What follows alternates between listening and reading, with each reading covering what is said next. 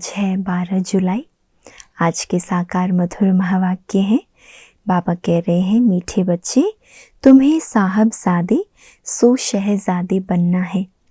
इसलिए याद की यात्रा से अपने विकर्मों को भस्म करो। तुम्हें साहबजादे सो शहजादे बनना है, इसलिए याद की यात्रा से अपने विकर्मों को भस्म करो। सबसे मुख्य है याद की यात्रा। प्रश्न है, किस एक विधि से तुम्हारे सब दुख दूर हो जाते हैं? उत्तर, जब तुम अपनी नज़र बाप की नज़र से मिलाते हो तो नज़र मिलने से तुम्हारे सब दुख दूर हो जाते हैं, क्योंकि अपने को आत्मा समझ बाप को याद करने से सब पाप कट जाते हैं। तो नजरें मिलना माना कोई स्थूल आंखों की बात नहीं है, लेकिन आत्मा दिल ही दिल में एक बाप को पहचान कर ज्ञान के तीसरे नेत्र से जब बाबा को याद करती है, आत्मा समझकर याद में रहती है, तो सब पाप कट जाते हैं। यही है तुम्हारी याद की यात्रा। तुम देह के सब धर्म छोड़ बाप को याद करते हो, जिससे आत्मा सतो प्रधान बन जाती है। तुम सुख धाम के मालिक बन जाते हो। ओम शांति। शिव भगवानुवाच, अपने को आत्मा समझकर बैठो। कौन सी अवस्था में बैठना है? आत्माभिमानी। अपने को आत्मा समझकर बैठो। बाप फरमाते हैं, शिव भगवानुवाच, माना ही शिव बाबा समझाते हैं, बच्चे अपने को आत्मा समझकर बैठो, क्योंकि तुम सब ब्रदर्स हो, एक ही बाप के बच्चे हो। एक ही बाप से वर्षा लेना है, हूबहू जैसे 5000 वर्ष पहले बाप से वर्षा लिया था। आदि सनातन देवी देवताओं की राजधानी में थे। बाप बैठ समझाते हैं, तुम सूर्यवंशी अर्थात विश्व के मालिक कैसे बन सकते हो। बाबा आकर फिर से हमें समझाते हैं, मुझ अपने बाप को याद करो। तुम सब आत्माएं भाई भाई हो, ऊंचते ऊंच भगवान एक ही है। उस सच्चे साहब के बच्चे साहबजादे हो। शिव बाबा सच्चा साहब है ना, उसके बच्चे हम साहबजादे हैं। अब बाप बैठ समझाते हैं, उनकी श्रीमत पर बुद्धि का योग लगाएंगे तो तुम्हारे पाप सब कट जाएंगे, सब दुख दूर हो जाएंगे। बाप से जब हमारी आंखें मिलती है तो सब दुख दूर हो जाते हैं। आंखें मिलाने का भी अर्थ समझाते हैं। क्या अर्थ हुआ? अपने को आत्मा समझ बाप को याद करो। यह है याद की यात्रा। इसको योग अग्नि भी कहा जाता है। इस योग अग्नि से तुम्हारे जो जन्म जन्मांतर के पाप हैं वो भस्म हो जाएंगे। यह है ही दुख धाम। सभी नरकवासी है।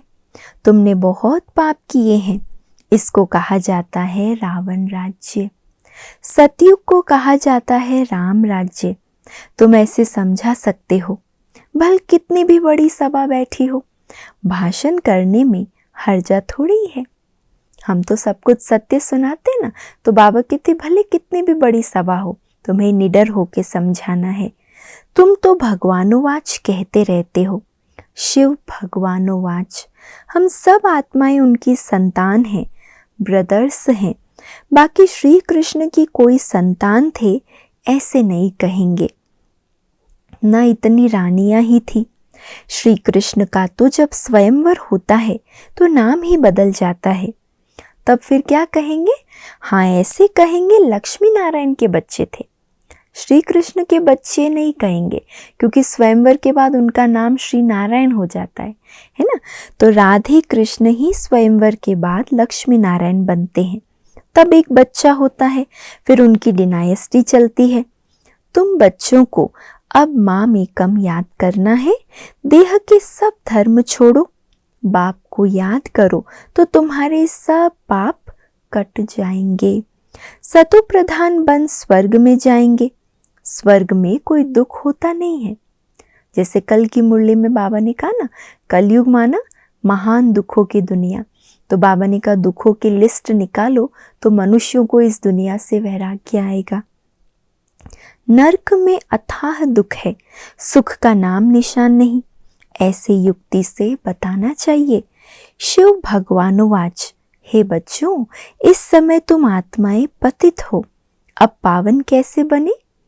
मुझे बुलाया ही है, हे पतित पावन आओ।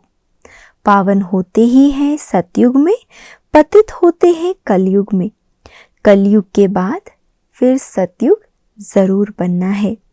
नई दुनिया की स्थापना, पुरानी दुनिया का विनाश होता है। गायन भी है। क्या गायन है? ब्रह्मा द्वारा स्थापना। हम ब्रह्मा कुमार कुमारियां एडॉप्टेड चिल्ड्रन हैं। हम हैं ब्राह्मण चोटी, विराट रूप भी है ना। पहले ब्राह्मण जरूर बनना पड़े। देवता बनने से पहले तो ब्राह्मण बनना पड़े संगम युग पर। ब्रह्मा भी ब्राह्मण है। देवताएं है ही सतयुग में। सतयुग में सदा सुख है, दुख का नाम नहीं। कलयुग में अपरम अपार दुख है, सब दुखी हैं। कोई मनुष्य ऐसा नहीं होगा जिसको कोई दुख ना हो, सब दुखी हैं। बाबा कहते ऐसा कोई नहीं होगा जिसको दुख ना हो। ये है रावण राज्य।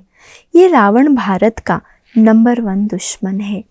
हर एक में 5 विकार है। सतयुग में कोई विकार नहीं होते, वह है पवित्र गृहस्थ धर्म। अभी तो दुख के पहाड़ गिरे हुए हैं और भी गिरने हैं। ये इतने बॉम्ब शादी बनाते रहते हैं, रखने के लिए थोड़े ही हैं। बहुत रिफाइन कर रहे हैं, फिर रिहर्सल होगी, फिर फाइनल होगा। अभी समय बहुत थोड़ा है। ड्रामा तो अपने समय पर पूरा होगा ना। जब समय पूरा होगा ड्रामा अनुसार तभी होगा। पहले पहले शिव बाबा का ज्ञान होना चाहिए। कुछ भी भाषण आदि शुरू करते हो तो हमेशा पहले पहले कहना है शिवाय नमः, क्योंकि शिव बाबा का ज्ञान सुना रहे तो शिवाय नमः कहकर फिर उसका अर्थ भी बताना है। क्योंकि शिव बाबा की जो महिमा है वह और कोई की नहीं हो सकती। शिव जयंती ही हीरे तुल्य है। श्री कृष्ण के चरित्र आदि कुछ है नहीं। सतयुग में तो छोटे बच्चे भी सतो प्रधान ही होते हैं। बच्चों में कोई चंचलता आदि नहीं होती। श्री कृष्ण के लिए दिखाते हैं। उनको भी चंचल दिखा दिया ना भक्ति में। माखन खाते थे, यह करते थे। ये तो महिमा के बदले और ही ग्लानि करते हैं। माखन चुराया, मटकी फोड़ी, वस्त्र चुराए, कितनी ग्लानि कर दी। कितना खुशी में आकर कहते हैं कि ईश्वर सर्वव्यापी है, तेरे में भी है, मेरे में भी है। ये बड़ी भारी ग्लानि है, परंतु तमो प्रधान मनुष्य इन बातों को समझ नहीं सकते। तो पहले पहले बाप का परिचय देना चाहिए कि वह निराकार बाप है, जिसका नाम ही है कल्याणकारी शिव, सर्व का सद्गति दाता। वह निराकार बाप सुख का सागर, शांति का सागर है। अब इतना दुख क्यों हुआ है? बाप जो सुख का सागर, शांति का सागर है और हम उसके बच्चे बनकर या उसके बच्चे होकर उसको पुकार रहे हैं, तो इतना दुखी क्यों है? क्योंकि रावण राज्य है। तो बाबा कहते सबको ये पहचान दो कि इस समय रावण राज्य है। रावण है सबका दुश्मन। उसको मारते भी हैं परंतु मरता नहीं है। यहाँ कोई एक दुख नहीं है, अपरम अपार दुख है। सतयुग में है अपरम अपार सुख। 5000 वर्ष पहले बेहद के बाप के बच्चे बने थे और ये वर्षा बाप से लिया था। शिव बाबा आते हैं जरूर, कुछ तो आकर करते हैं ना, एक्यूरेट करते हैं, तब तो महिमा गाई जाती है। शिवरात्रि भी कहते हैं, फिर है कृष्ण की रात्रि। अब शिवरात्रि और श्री कृष्ण की रात्रि को भी समझना चाहिए। शिव तो आते ही हैं बेहद की रात में।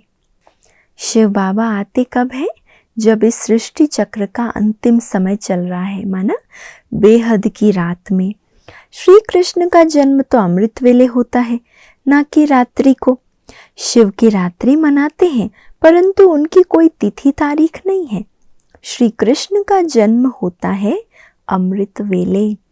अमृत वेला सबसे शुभ मुहूर्त माना जाता है। वो लोग श्री कृष्ण का जन्म 12 बजे मनाते हैं, परंतु वह प्रभात तो हुई नहीं। प्रभात सवेरे 2-3 बजे को कहा जाता है, जबकि सिमरन भी कर सके। ऐसे थोड़ी 12 बजे विकार से उठकर कोई भगवान का नाम भी लेते होंगे, बिल्कुल नहीं। बाबा कहते ये रात का 11-12 बजे तक का समय तो बिल्कुल विकारी समय होता है। अमृत वेला 12 बजे को नहीं कहा जाता। उस समय तो मनुष्य पतित गंदे होते हैं, वायुमंडल ही सारा खराब होता है। 2:30 बजे थोड़ी ही कोई उठता है। 3-4 बजे का समय अमृत वेला है। बहुत पवित्र शांत समय है अमृत वेले का। उस समय उठकर मनुष्य भक्ति करते हैं। ये टाइम तो मनुष्यों ने बनाए हैं, परंतु वो कोई समय है नहीं। रात को 12 बजे जन्माष्टमी मनाना वो समय थोड़ी है। तो तुम श्री कृष्ण की वेला निकाल सकते हो, शिव की वेला कुछ भी नहीं निकाल सकते। ये तो खुद ही आकर समझाते हैं।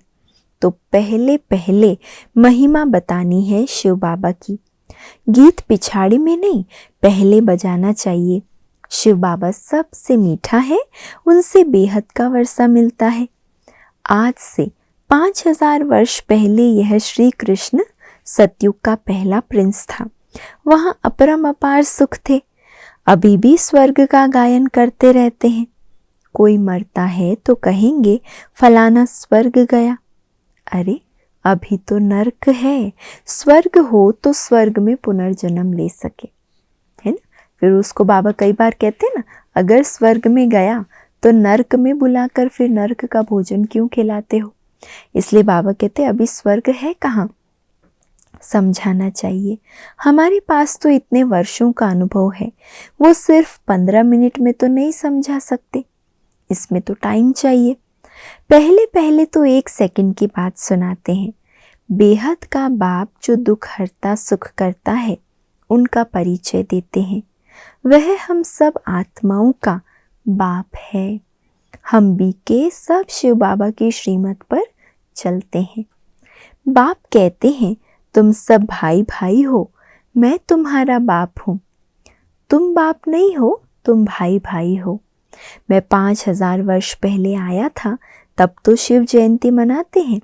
स्वर्ग में कुछ मनाया नहीं जाता। शिव जयंती होती है जिसका फिर भक्ति मार्ग में यादगार मनाया जाता है। वह गीता एपिसोड चल रहा है। नई दुनिया की स्थापना ब्रह्मा द्वारा और पुरानी दुनिया का विनाश शंकर द्वारा। अब इस पुरानी दुनिया का वायुमंडल तो तुम देख रहे हो। इस पतित दुनिया का विनाश जरूर होना है, इसीलिए कहते हैं पावन दुनिया में ले चलो। अथाह दुख है, लड़ाई, मौत, विधवापना, जीवघात करना। कुछ दिन पहले बाबा ने कहा किसी ने धक्का दिया तो भी दुख हुआ, किसी को मच्छर काटा तो भी दुख। कितने प्रकार के दुख हैं। सतयुग में तो अपार सुखों का राज्य था। ये एम ऑब्जेक्ट का चित्र तो ज़रूर वहाँ ले जाना चाहिए। ये लक्ष्मी नारायण विश्व के मालिक थे। 5000 वर्ष की बात सुनाते हैं, इन्होंने कैसे ये जन्म पाया, कौन से कर्म किए जो ये बने। कर्म अकर्म विकर्म की गति बाप ही समझाते हैं। सतयुग में कर्म अकर्म हो जाते हैं। यहाँ तो रावण राज्य होने के कारण कर्म विकर्म बन जाते हैं, इसलिए इसको पाप आत्माओं की दुनिया कहा जाता है। लेन देन भी पाप आत्माओं से ही है। पेट में ही बच्चा होता है तो सगाई कर देते हैं। कितनी क्रिमिनल दृष्टि है। पहले के समय में तो बहुत चलते थे ना, बाल विवाह प्रथा होती थी। तो बाबा कहते ऐसे बच्चा पैदा भी नहीं हुआ और उसकी सगाई कर देते थे। यहाँ है ही क्रिमिनलाइज्ड। सतयुग को कहा जाता है सिविलाइज्ड। यहाँ आंखें बहुत पाप करती है, वहाँ कोई पाप नहीं करते। सतयुग से लेकर कलयुग अंत तक हिस्ट्री ज्योग्राफी रिपीट होती है। ये तो जानना चाहिए ना, दुख धाम सुख धाम क्यों कहा जाता है। सारा मदार है पतित और पावन होने पर। इसलिए बाप कहते हैं, क्या कहते हैं बाबा, काम महाशत्रु है, इसको जीतने से तुम जगत जीत बनेंगे। आधा कल्प पवित्र दुनिया थी जिसमें श्रेष्ठ देवता थे, अब तो भ्रष्टाचारी है।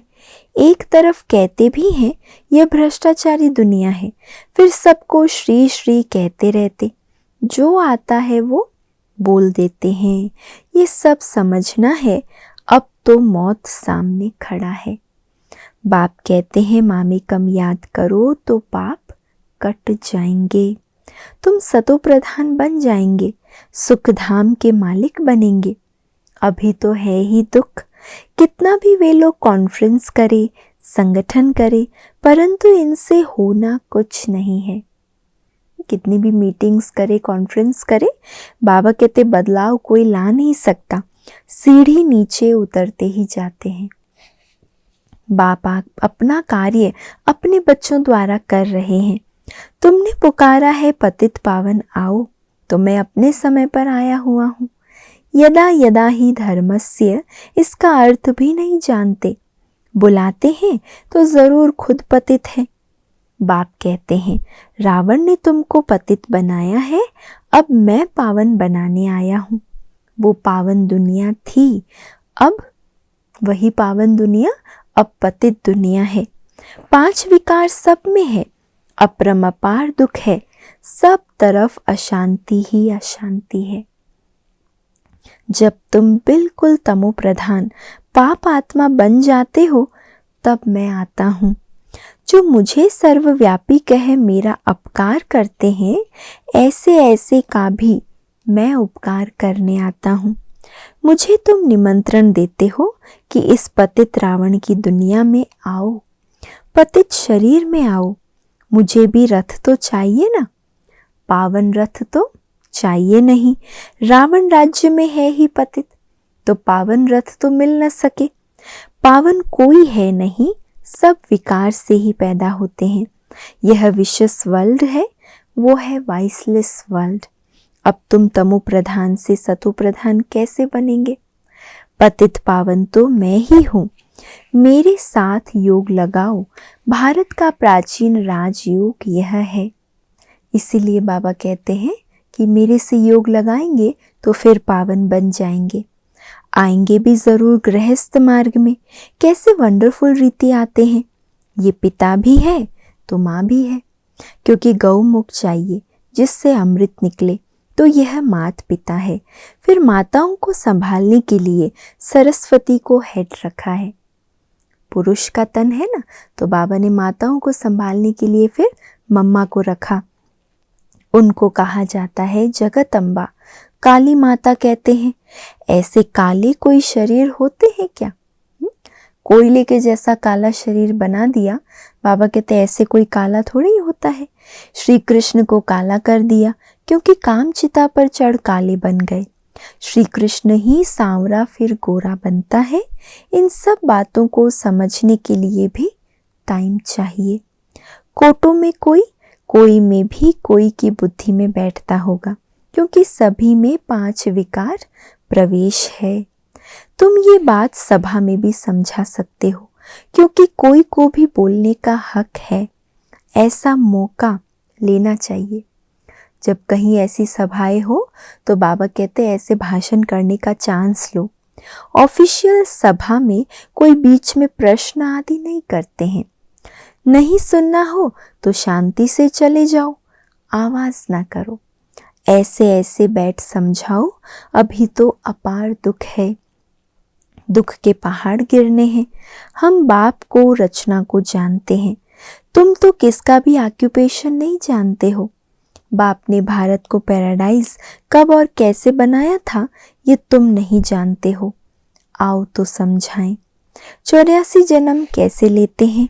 7 दिन का कोर्स लो तो तुमको 21 जन्म के लिए पाप आत्मा से पुण्य आत्मा बना देंगे। 7 दिन आकर समझो तो बाबा कहते पुण्य आत्मा बनने की वो विधि, वो रास्ता खुल जाएगा। अच्छा मीठे मीठे सिके लधे बच्चों प्रति माता पिता बाप दादा का याद प्यार और गुड मॉर्निंग। रूहानी बाप की रूहानी बच्चों को नमस्ते, और हम सब रूहानी बच्चों के रूहानी माता पिता बाप दादा को याद प्यार गुड मॉर्निंग और नमस्ते। धारणा के लिए आज का मुख्य सार है, पहला, कर्म अकर्म विकर्म की गुह्य गति जो बाप ने समझाई है वो बुद्धि में रख पाप आत्माओं से अब लेन देन नहीं करनी है, क्योंकि बाबा ने हमको कर्म विकर्म सब की गुह्य गति बता दी है। दूसरा, श्रीमत पर अपना बुद्धि योग एक बाप से लगाना है, सतु प्रधान बनने का पुरुषार्थ करना है, दुख धाम को सुख धाम बनाने के लिए पतित से पावन बनने का पुरुषार्थ करना है, क्रिमिनल दृष्टि को बदलना है, क्रिमिनलाइज्ड से सिविलाइज्ड बनना है ना। वरदान है, नॉलेजफुल बन सर्व व्यर्थ के प्रश्नों को यज्ञ में स्वाहा करने वाले निर्विघ्न भव। नॉलेजफुल बन सर्व व्यर्थ के प्रश्नों को यज्ञ में स्वाहा करने वाले निर्विघ्न भव। जब कोई विघ्न आते हैं तो क्या क्यों के अनेक प्रश्नों में चले जाते हो। प्रश्न चित्त बनना अर्थात परेशान होना। नॉलेजफुल बन यज्ञ में सर्व व्यर्थ प्रश्नों को स्वाहा कर दो तो आपका भी टाइम बचेगा और दूसरों का भी टाइम बच जाएगा। क्यों, क्या, कैसे, इन सब प्रश्नों को ज्ञान यज्ञ में स्वाहा कर दो, इससे सहज ही निर्विघ्न बन जाएंगे। निश्चय और विजय जन्म सिद्ध अधिकार है, इस शान में रहो तो कभी भी परेशान नहीं होंगे। आज का स्लोगन है, सदा उत्साह में रहना और दूसरों को उत्साह दिलाना, यही आपका ऑक्यूपेशन है। सदा उत्साह में रहना और दूसरों को उत्साह दिलाना, यही आपका ऑक्यूपेशन है। तो अपना ऑक्यूपेशन याद रहेगा तो सदा उमंग उत्साह में रहेंगे। और आज का व्यक्त इशारा है, संगठन में दूसरे की गलती को अपनी गलती समझना, यह है संगठन को मजबूत करना। संगठन में ही ये सब बातें आती है ना, कईयों की गलती, कमी, कमजोरियां दिखाई देती है, तो कई बार हम उनकी गलतियों को, उनकी कमियों को वातावरण में पर चिंतन के द्वारा फैलाते हैं। लेकिन बाबा क्या कह रहे, संगठन में दूसरे की गलती को अपनी गलती समझना। तो इसके लिए कितना विशाल बेहद का हृदय चाहिए, बेहद की विशाल बुद्धि चाहिए। ये है संगठन को मजबूत करना। ये तब होगा जब एक दूसरे में फेथ होगा। इसमें समाने की शक्ति भी जरूर चाहिए। देखा और सुना उसको बिल्कुल समाकर वही आत्मिक दृष्टि और कल्याण की व एक दूसरे के प्रति रहम की भावना रहे, तब कहेंगे परोपकारी आत्मा। देखते सुनते भी समाकर हमारी दृष्टि वृत्ति में वही भावनाएं रहे जब हमें उसके बारे में वो गलती पता नहीं थी, ऐसी आत्मा को कहेंगे परोपकारी आत्मा। अच्छा, ओम शांति।